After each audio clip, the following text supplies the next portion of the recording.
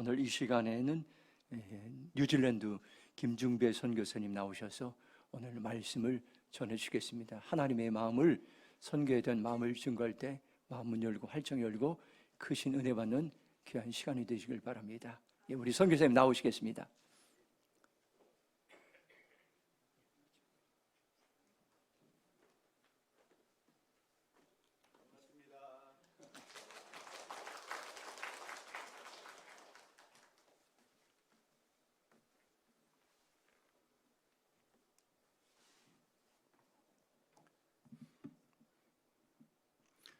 2020년 1월 달에 이 자리에 서고 지금 4년 만입니다. 여러분 반갑습니다. 뉴질랜드 김중배 선교사입니다. 오늘 이렇게 예배당 딱 들어오는데 우리 올로 장로님이 또 저를 알아보시고 아주 반갑게 맞이해 주셔서 너무너무 감사합니다. 그리고 이렇게 반가운 식구들도 눈에 보이고요. 그래서 우리 대림평화교회 늘 코로나 이후로 이렇게 뵐 수 있어서 너무 감사하고 늘 마음에 두고 늘 그리워했는데 오늘 또 이렇게 이 자리를 또 허락해 주신 우리 목사님 감사드립니다. 사모님 감사드리고요. 자, 오늘 그 말씀을 좀 전하기 전에 여러분께 감사의 좀 뭐랄까요? 소식과 이걸 좀 드리고 싶은 것은 저희가 2020년 1월 달 새해가 막 시작했을 때 이 대림평화교회를 제가 이렇게 대림역에서 걸어올 때 이러한 그 생각이 있었어요. 여기가 한국이 맞나 하는 그러한, 여기 혹시 연길? 내가 지금 꿈을 꾸고 있나? 이제 그런 마음으로 걸어왔던 기억이 있고요. 목사님 뵙고 말씀 나누면서 이 지역이 지금 많은 이제 조선족 분들이 오셔서 이렇게 터를 잡고 사신다. 그리고 또 3층에는 또 조선족 예배도 있고, 그래서 제가 그때 예배도 같이 드려보고 또 이 지역을 또 돌아다니면서 우리 대림평화교회가 어떤 교회로 앞으로 나가야 되나 하는 것을 제가 기도하면서 물었을 때 그러한 말씀을 주셨는데, 그때 주신 것이 뭐냐면 네 이웃을 섬겨라. 그래서 제가 목사님과 대화하면서 저희가 어떤 것을 좀 도와드릴 수 있습니까? 했을 때 이 주변에 조선족 아이들이 많으니까 그들에게 영어 캠프를 하면 좋겠다. 그래서 저희가 영어 캠프 팀을 그때 모집해서 그때 저희 가족과 또 거기 이제 그 나라 사람들 몇 명하고 같이 와서 한 일주일 동안 같이 캠프한 기억이 있는데요. 그때 이제 제 아내랑 제 딸이 중학교 2학년이었어요. 14살이었죠. 에스더라고 하는데 기억하시겠죠? 그 아이가 이제 고3이 돼서 다 커서 이제 고등학교 졸업을 앞두고 있고, 이제 다음 달에 이제 졸업 시험을 보면 이제 대학을 입학할 텐데 어느 날 저에게 찾아와서 이럽니다. 아빠, 하나님께 좀 더 시간을 드리고 싶은데 내가 대학을 좀 입학을 좀 미루고 한 1년 동안 하나님 앞에 나가서 좀 훈련 받고 싶습니다. 그래서 그러니 너무나 대견하구나. 그래서 이제 가라 했더니 이 아이가 내년 1월에 저기 노르웨이로 훈련을 받으러 가겠다고 했습니다. 그래서 그러니 엄마 아빠는 너를 기도로 도울게. 네가 알아서 가렴 해서 이제 준비하고 있습니다. 지금 고3인데도 이제 자기가 또 준비해서 가려고 열심히 아르바이트 하고 있고 공부도 하면서요. 지금 준비하고 있습니다. 우리 첫 번째 한번 그 화면 하나 보여주시겠어요? 네. 우리 딸이 이제 한국 가는데 아빠, 제가 준비한 기도 카드예요. 이러면서 저기 가운데 이렇게 서 있는 여자아이 엄청 예쁘죠? 예. 우리 에스더인데요. 통화라고 하는 이제 남태평양 섬에 지난 7월에 이제 고3 아이들 이제 10명 선발해갖고 이제 선교여행을 갔어요. 그 중에 한 명이 뽑혀서 갔는데 이 아이가 그 선교여행 가서 그때 이제 내가 대학 입학보다는 좀 더 시간을 가지고 하나님 앞에서 훈련받고 하나님이 나의 앞으로의 미래를, 앞으로의 진로를 어떻게 생각하시는지 먼저 알고 싶다 해서 저기 돌아와서부터 저한테 이제 유럽으로 훈련받으러 가겠다고 해서 여러분께 두 가지 부탁을 드리러 이렇게 먼저 말씀을 드립니다. 첫 번째는 이 교회가 키운 선교사가 될 수도 있어요. 왜냐하면 14살에 와서 그 영어 캠프 하면서 이 아이가 이제 거기서 태어났기 때문에 영어랑 또 집에서 한국말 쓰니까 한국말을 다 할 줄 알잖아요. 근데 제가 데리고 왔던 팀원들은 영어밖에 못해요. 그래서 그때 엄청 좀 이 캠프 진행이 힘들었어요. 제 아내가 리드를 했는데 한국말을 모르니까, 그렇죠? 아이들한테 뭘 얘기해야 되는데 영어로밖에 얘기 못하니 아이들은 못 알아듣고, 이러면서 제 딸 14살짜리가 각 그룹을 다니면서 통역해주고 이랬어요. 자기도 한국말이 부족한데 엄청 힘들게 했지만 그때 내가 왜 한국말도 하고 영어도 하는지 이제 알았다고. 근데 그러면서 자기의 어떤 작은 씨앗이 심긴 거예요. 그냥 편하게 살다가 이렇게 와서 아이들 보니까 아이들은 지금 여기 와서 정착하기도 힘들고 한국말을 막 배우려고 하고 거기다 영어도 배워야 되고 이러니까 똑같이 생겼는데 얼굴이 그러면서 내가 할 수 있는 일이 있구나, 내가 저들에게 도울 수 있는 일이 있구나 하는 그런 생각을 우리 중학교 2학년 때가 마음에 품고 그동안 한 4년 동안 준비하고 이제 선교 훈련을 하러 떠납니다. 여러분께 기도 부탁드리고 또 후원도 부탁드립니다. 자, 우리 오늘 말씀은 오늘 이 영상이 이렇게 혹시 외부로 나갑니까? 외부로 나가는 영상은 제가 이제 말씀의 수위를 이제 조절해야 되기 때문에 자세한 말씀은 이제 드릴 수가 없고요. 이 말씀은 제가 2019년 8월 달에 북한 갔을 때 받은 말씀이에요. 그래서 전국을 돌면서 이 말씀을 계속 저한테 도전하셔서 오늘 이 말씀을 같이 이제 나누고 싶은데 간증을 다 빼고 예, 우리의 얘기를 이제 막 외부로 유출되면 제가 이제 다시 들어갈 때 조금 이제 문제가 될 수 있어서 일단 다른 쪽으로 좀 얘기를 하겠습니다. 먼저 여러분, 이 선한 사마리아인 비유는 여러분 다 아시는 거예요, 그죠? 가장 유명한 말씀인 것이 맞습니다. 그러니까 교회를 안 다니는 분들도 이 비유는 다 알고 있습니다.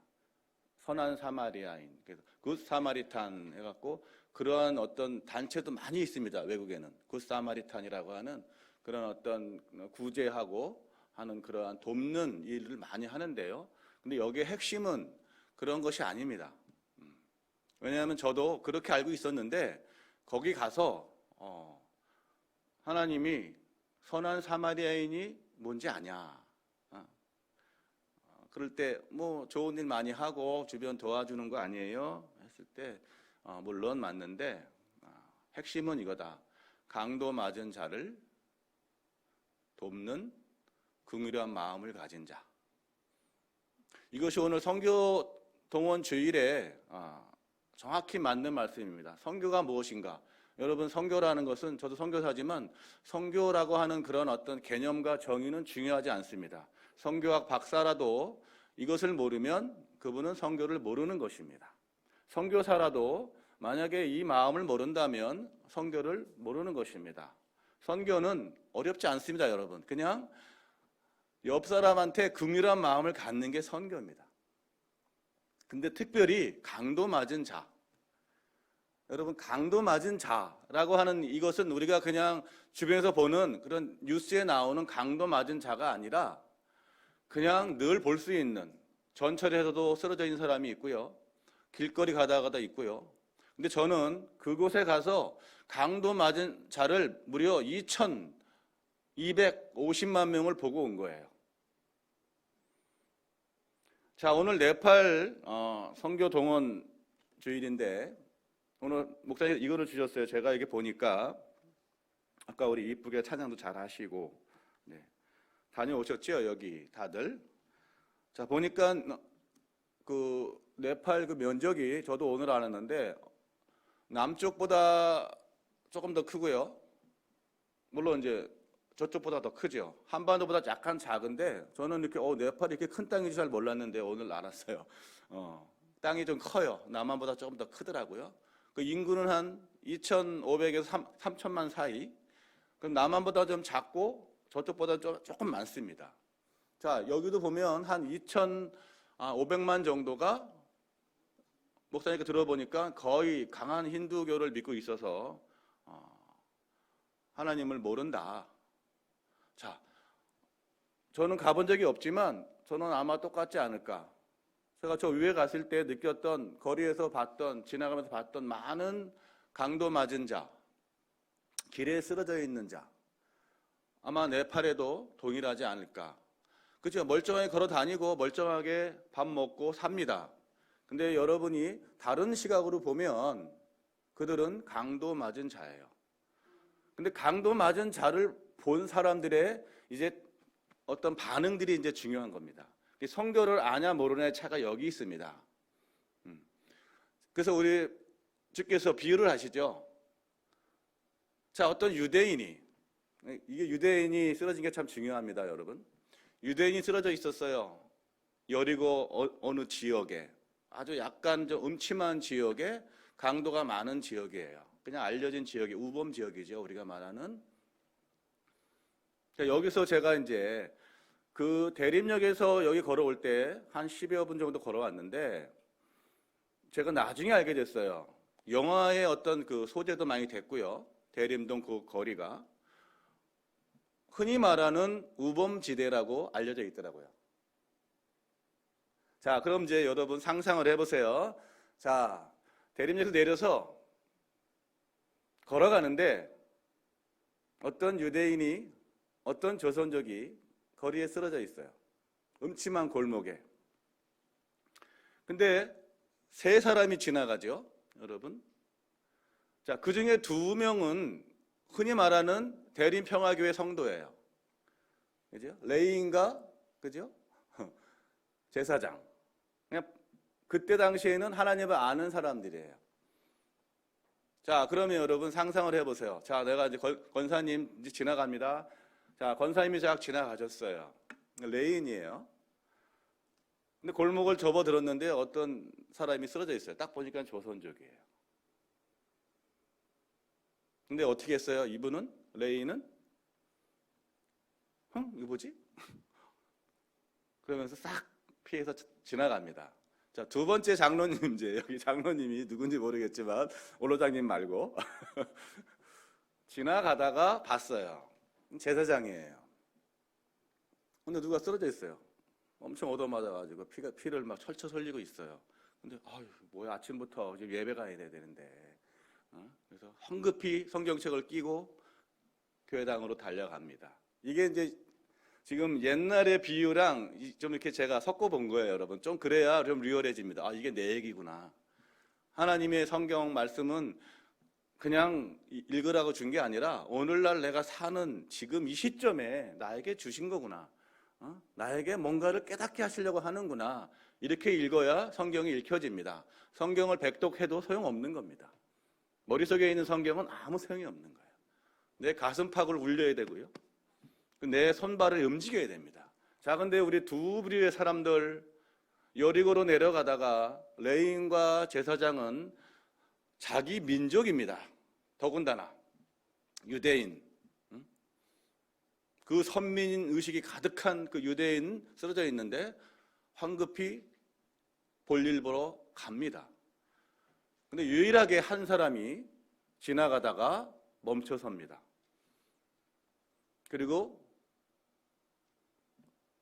주께서 그를 보자 긍휼히 여겨 이렇게 나옵니다. 자, 아까 제가 말씀드렸듯이 긍휼히 여기는 것이 바로 선교의 시작이고 끝입니다.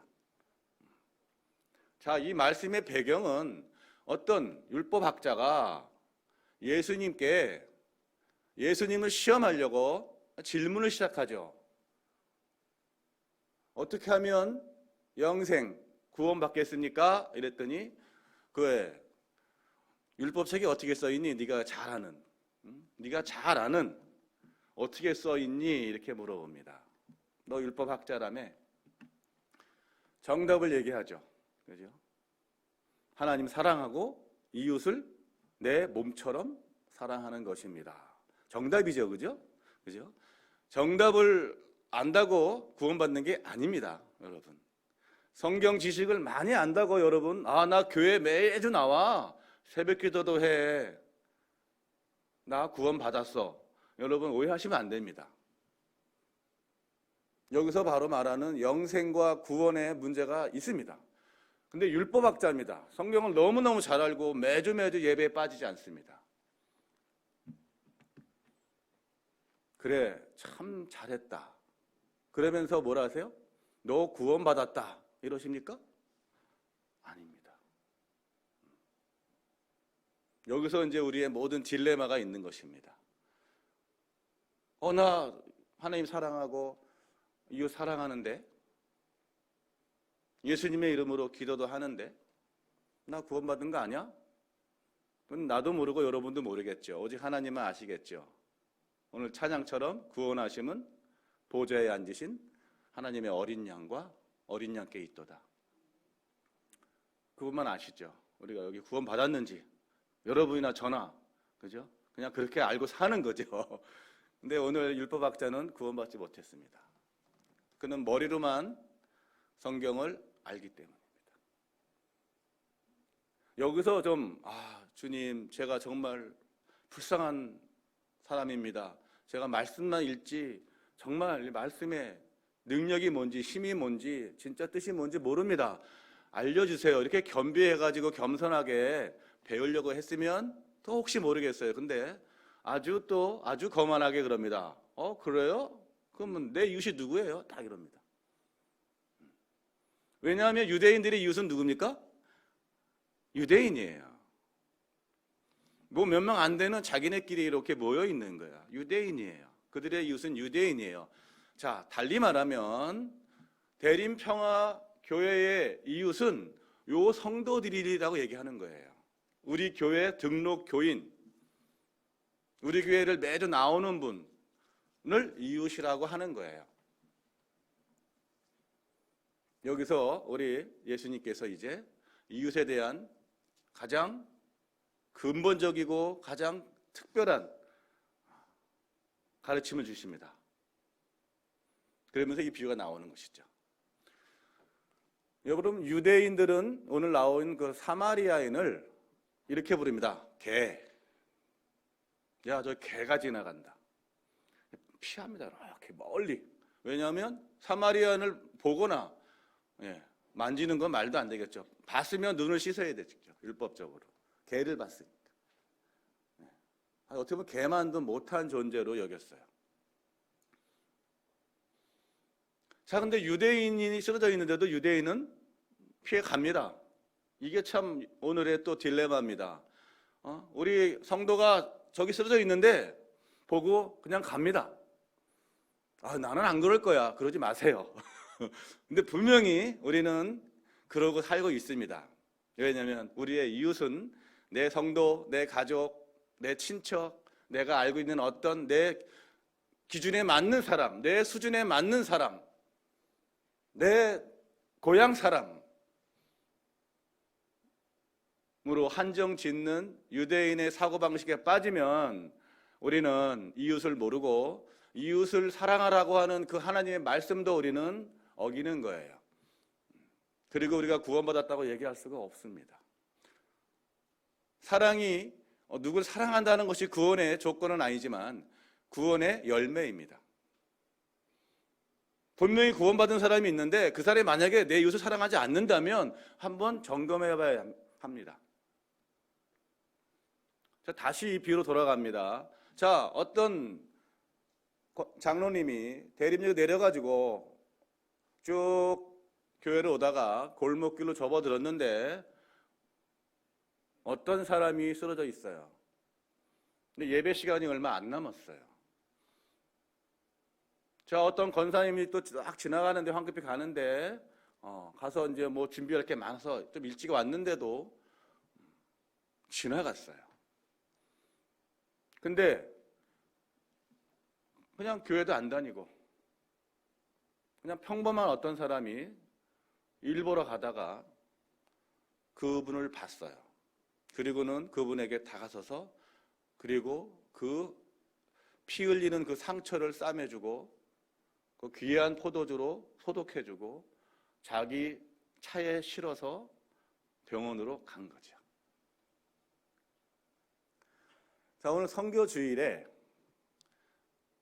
여러분이 선교사님을 위해서 기도하고 선교사님을 후원하고 또 선교지 방문해서 같이 동고동락하는 그것 정말 귀합니다. 근데 여러분, 멀리 가지 않아도 우리는 선교할 수 있다고 하는 것을 여러분 제가 말씀드리고 싶은 것이에요. 특별히 제가 3년 전에 이곳에 서서 말씀을 전할 때 저에게 강하게 말씀하신 것이 있어요. 내가 대림평화교회를 이곳에 세운 이유가 있다. 올해로 44주년이죠?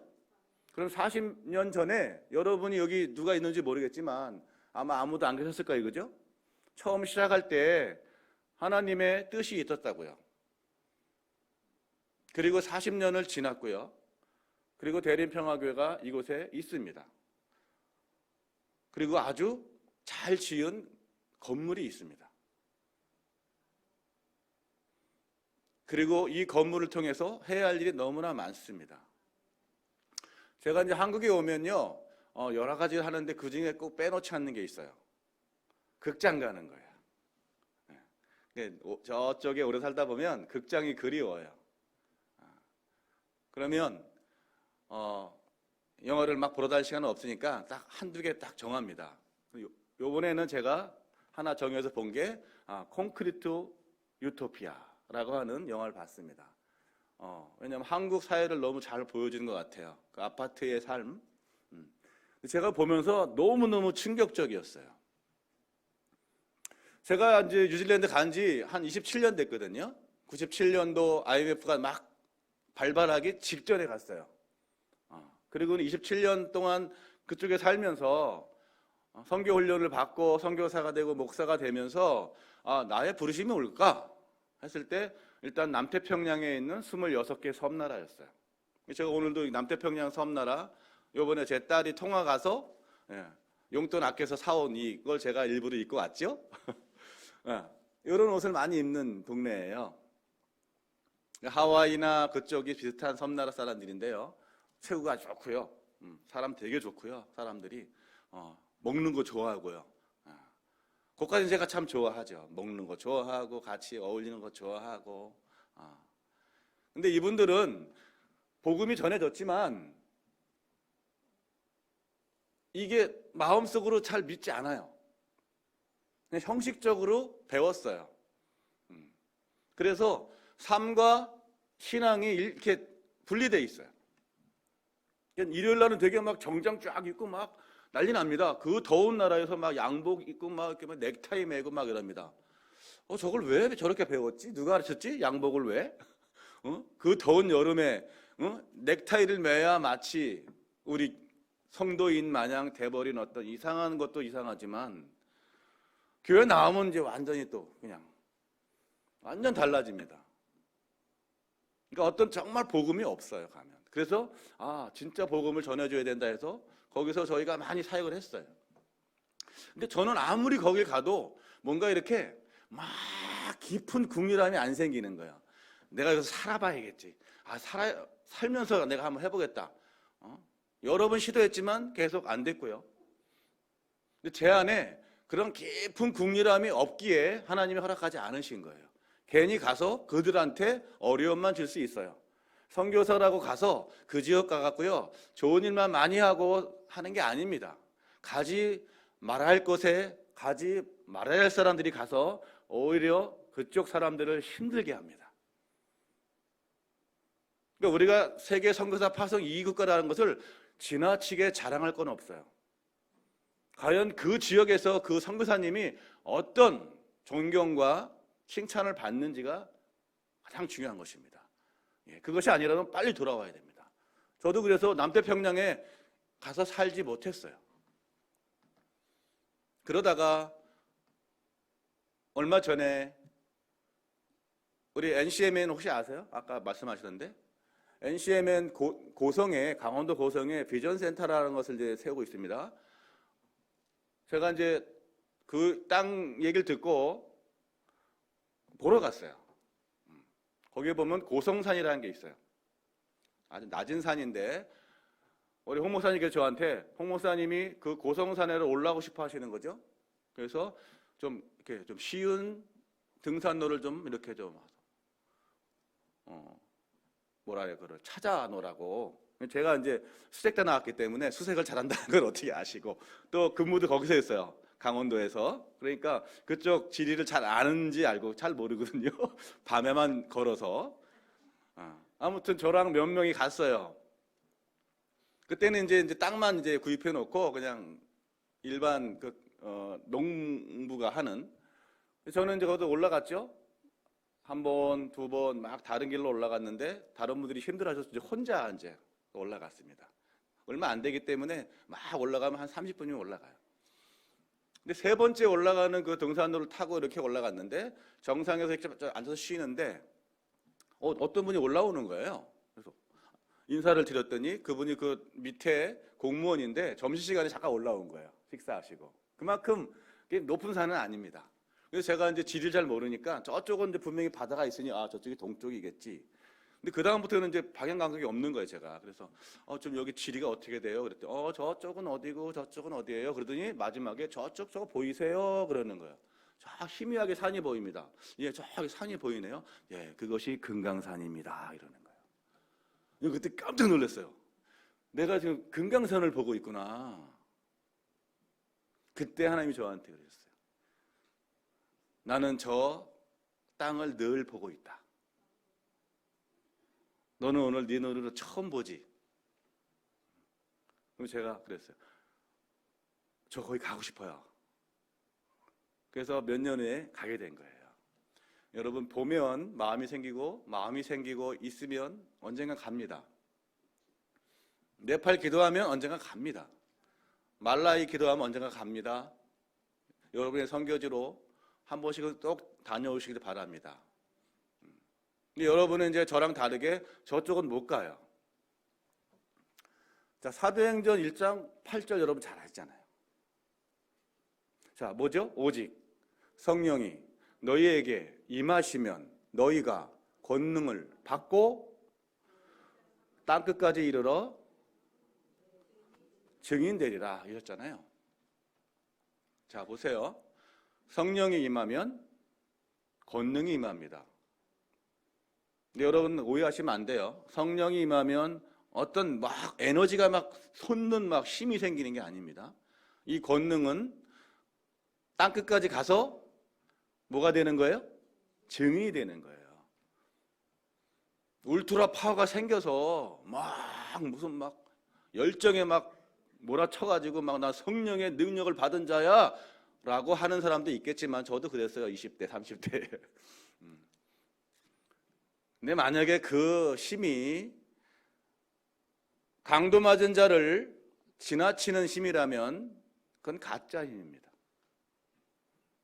그 힘이 쓰러져 있는 사람에게 다가서지 않는다면 그거는 성령의 힘이 아닙니다. 바로 그 힘은 우리 안에 성령께서 주신 그 힘은 바로 긍휼함입니다. 그리고 내 이웃을 내 몸처럼 사랑하는 그 사랑입니다. 여러분 성령의 능력과 힘을 오해하시면 안 됩니다. 그럼 우리가 반대로 가게 돼요. 하나님이 주신 이유가 있는데 그걸 들고 딴 데로 가는 거예요. 야, 너 절로 가랬더니 왜 절로 가니? 네. 선교사들 그런 분 많아요. 저도 그렇고요. 능력을 기도하지만 정작 하나님의 지시와 인도하심은 안 따라가요. 근데 여러분 그 선교사만 그런 것이 아니라 우리 일반 성도들이요. 여러분 선교사 있고 성도 있고 따로 있는 게 아닙니다. 저 성도, 여러분 성도. 나 선교사, 여러분 선교사예요. 성령의 권능을 기도했고 받았다고 믿는다면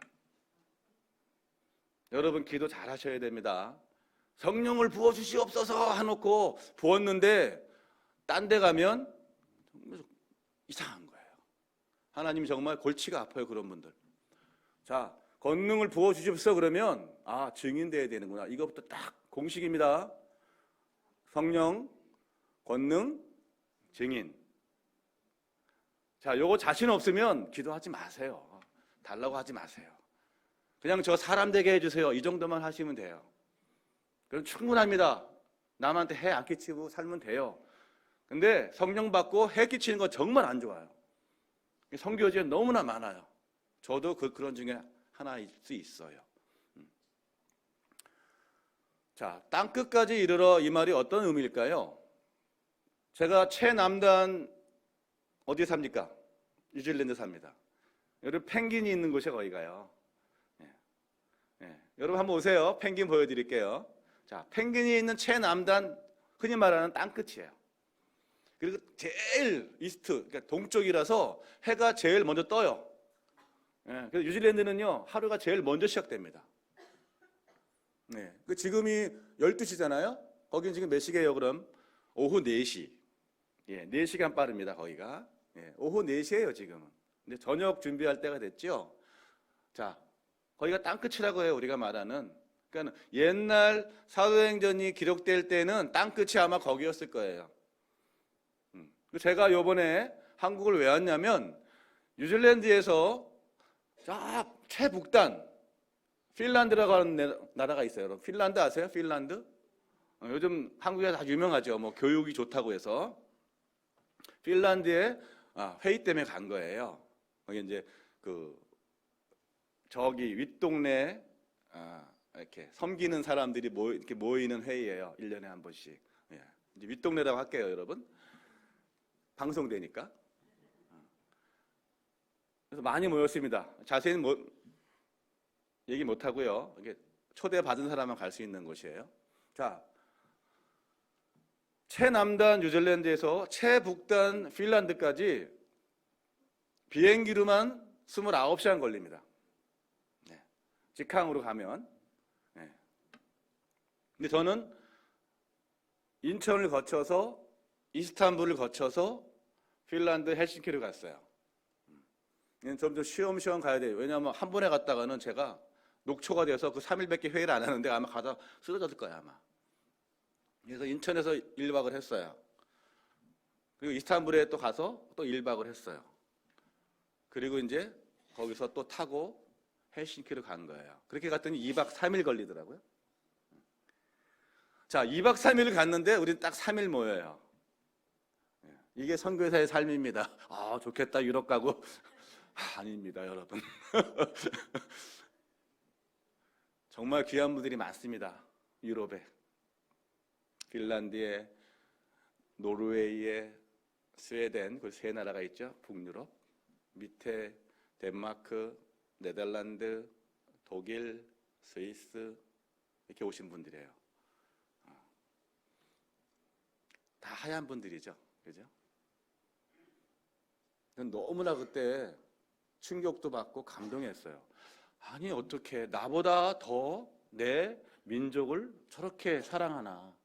어떻게 나보다 더 저렇게 우리 민족에 대한 긍휼함이 있나?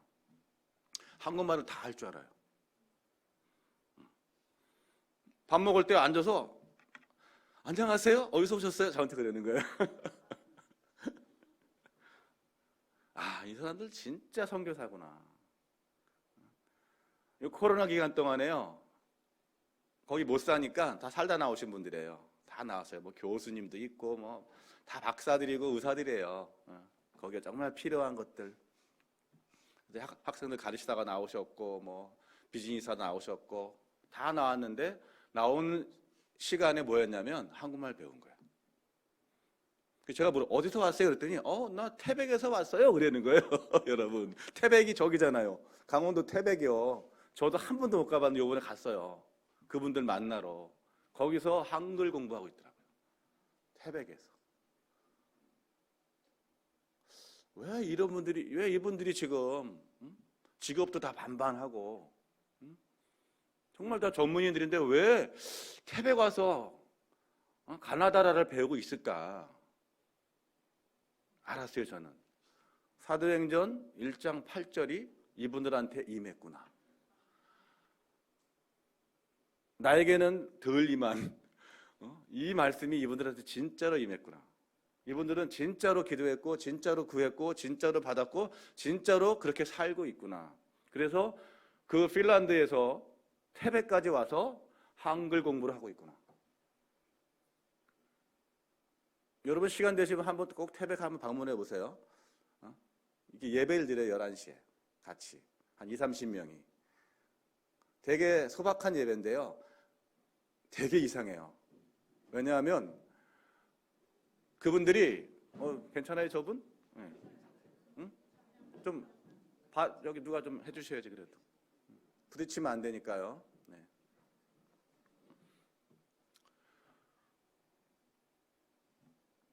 하얀 사람들이 모여서 한국말로 찬양하고 있는 거예요.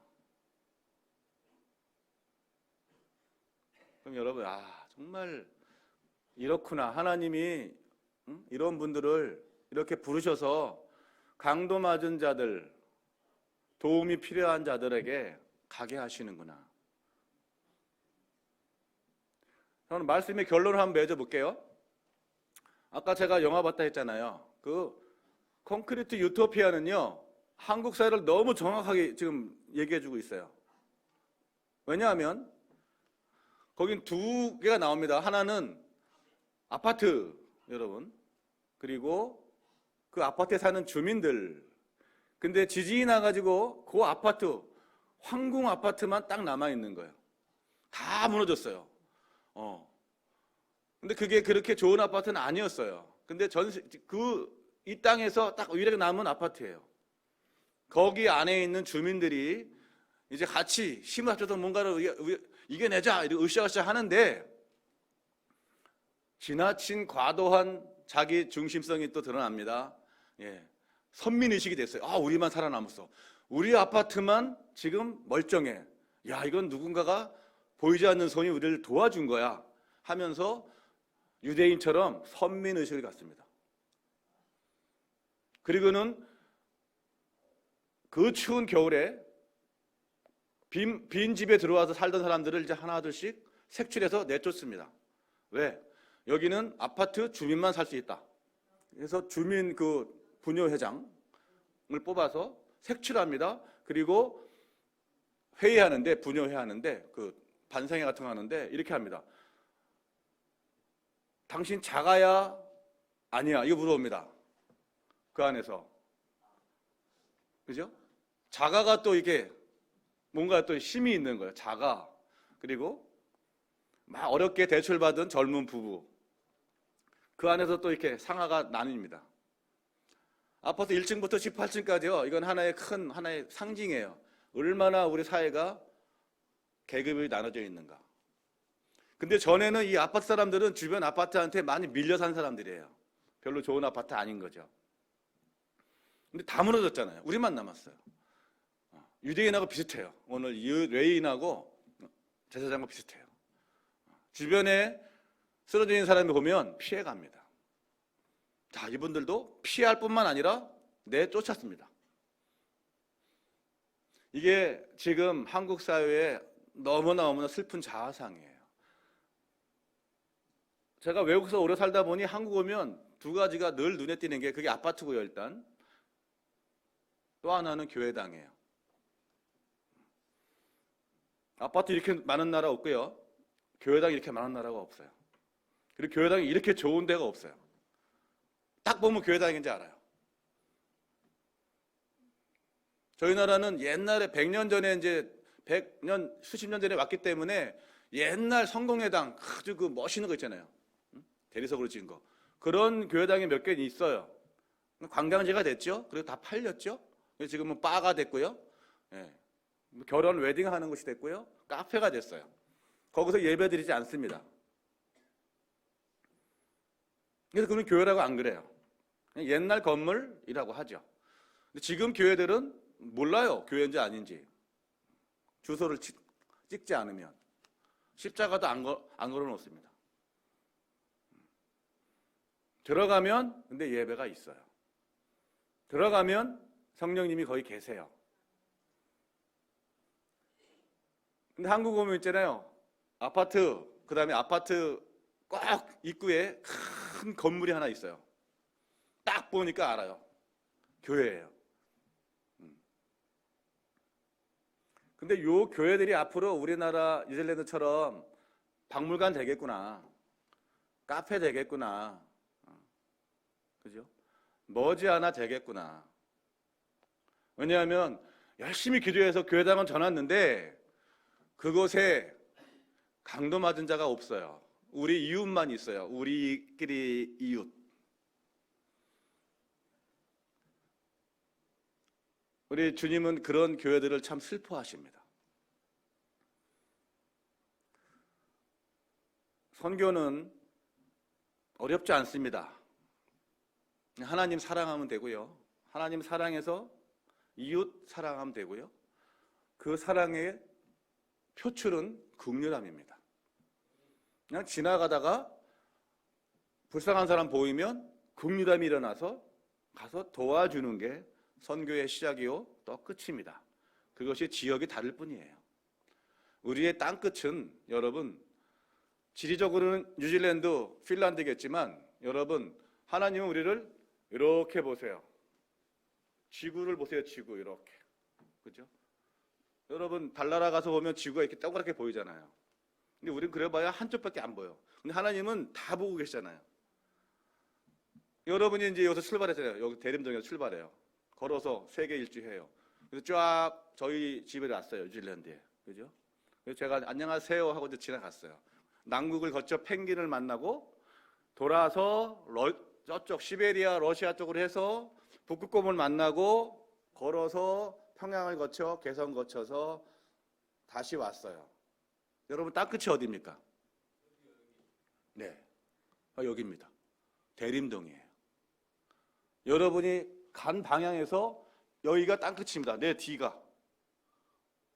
이렇게 갈 필요가 없죠. 돌아서 오면 됩니다. 돌아서면 땅끝이 있어요. 그게 하나님의 선교입니다. 근데 여러분이 성령의 권능을 받지 못했으면 못 돌아서고요.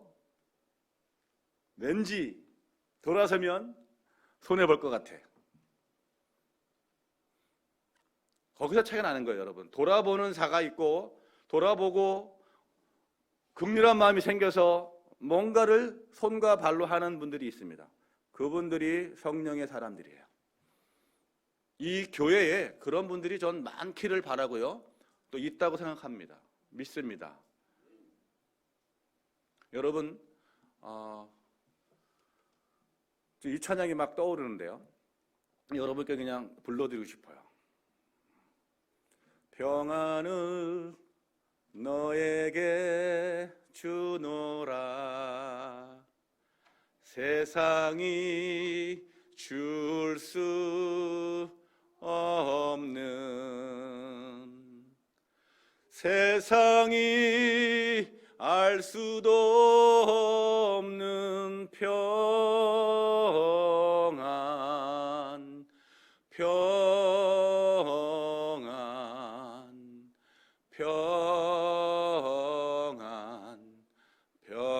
평안을 내게 주노라. 기도하겠습니다. 주님의 평안이 이곳에 충만할지어다. 우리 주님께서 주시는 세상이 줄 수 없는, 세상이 어떻게 돌아가든 하늘의 평안이 이 교회에 임할지어다. 그래서 그 평안을 내 땅끝에게 전달해주고 전해주고 그 긍휼한 마음으로 하나님의 손과 발 되어 내 땅끝을 섬기고 선교하는 하나님의 귀한 증인들 다 될지어다. 하나님 감사합니다. 이 교회를 다시 한번 주의 손에 올려드리고 하나님이 부르신 그곳, 바로 그곳에서 선한 사마리아인의 삶을 살기로 결정하며 나가는 하나님의 귀한 아들, 딸들, 증인들, 주님 기름 부어주시고 특별히 오늘 성령으로 임하셔서 성령의 권능을 받고 나의 땅끝으로 가서 주의 증인되는 삶을 다 살게 하여 주옵소서. 예수님의 이름으로 감사하며 기도하옵나이다. 아멘.